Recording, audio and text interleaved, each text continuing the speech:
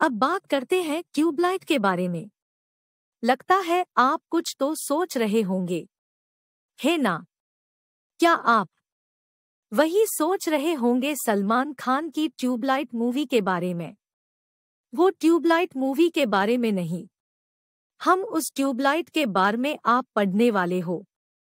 तो दोस्तों, आप हमारी चैनल को सब्सक्राइब अभी कर दे और क्या लाइक भी कर दो, और आपको अच्छा लगे तो कमेंट और शेयर भी कर दो। इस वीडियो में देखे गए ट्यूबलाइट के बारे में, उसकी रचना और कार्य के बारे में तो देखते हैं। उसकी रचना, लो प्रेशर लैंप होने के कारण इसकी ट्यूब लंबी होती है। इसकी भीतरी सतह पर फ्लोरोसेंट पाउडर की परत चढ़ी होती है, इसलिए इस ट्यूब को लो प्रेशर लैंप के नाम से जाना जाता है। वाट क्षमता के अनुसार कौन कौन से ट्यूब अलग अलग लंबाई में उपलब्ध है, जैसे 2 feet 20 what, 4 feet 40 what, 6 feet 60 what आदि। इस ग्लास ट्यूब में दोनों सिरों पर टंगस्टन फिलामेंट बनता है। एक कांच की नली में दोनों ओर लगी पिनों के अलावा मरकरी वेपर 2 गैस और आर्गन गैस भरी होती है। इस फ्लोरोसेंट लैंप को चालू करने और चलाने के लिए एक चोक कॉइल और स्टेटर का उपयोग किया जाता है, और पीएफ सुधार के लिए एक संधारित्र का उपयोग किया जा सकता है, लगभग 0.7 पीएफ।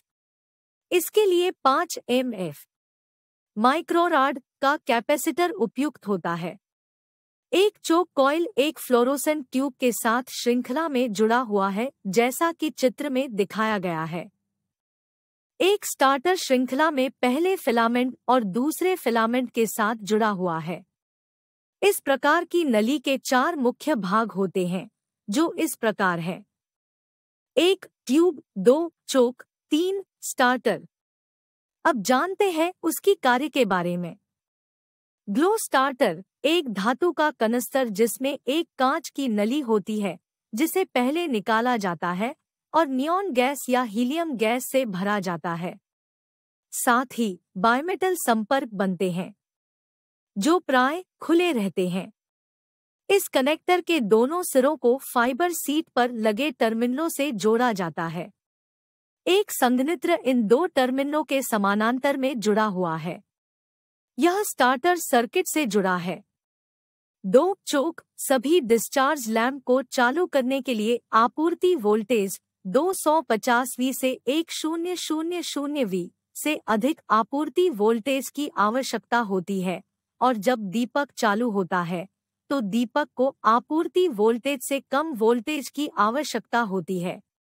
इस प्रकार का वोल्टेज एक विनियमित कम ट्रांसफॉर्मर से प्राप्त किया जाता है।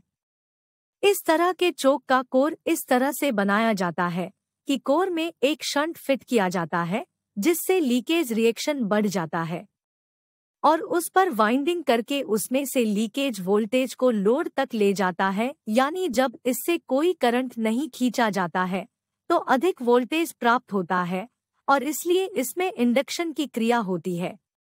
और इसलिए यदि इसमें से गुजरने वाली धारा को अचानक चालू और बंद कर दिया जाए तो दोनों सिरों के बीच एक उच्च वोल्टेज उत्पन्न हो जाता है। जब ट्यूब को चोक से जोड़ा जाता है और एसी आपूर्ति दी जाती है तो प्रारंभ में स्टार्टर के माध्यम से फिलामेंट के माध्यम से एक करंट पास किया जाता है, और कुछ पलों के बाद स्टार्टर के संपर्क खुल जाते हैं, जिस क्षण चोक में एक उच्च वोल्टेज उत्पन्न होता है, जो आमतौर पर लगभग 1000 वी होता है।